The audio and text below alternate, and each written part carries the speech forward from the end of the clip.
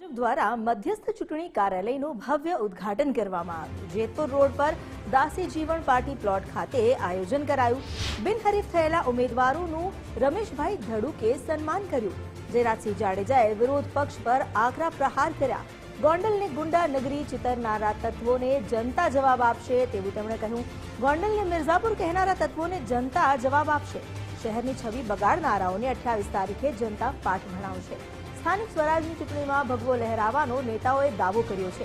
ચૂંટણી જંગને વિધાનસભા 2027નું ટ્રેલર ગણાવતા રમેશભાઈ ધડુકે મોટી સંખ્યામાં ભાજપના દિગ્ગજ નેતાઓ અને કાર્યકરો પણ આ કાર્યક્રમમાં ઉમટી પડ્યા।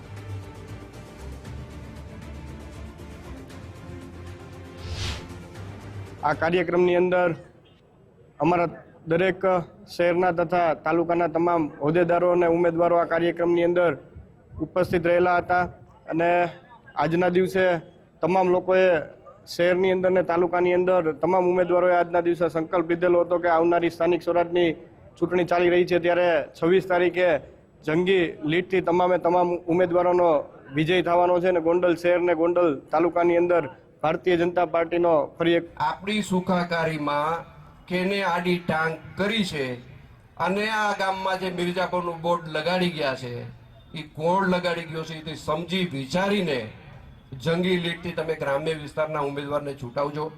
હજી ઘણી સભા બાકી છે એટલે આવા લોકોમાં આપણે ટાઈમ બગાડવો નથી। આને લોકોનો તમાચો પડે એ જ મને યોગ્ય લાગે છે।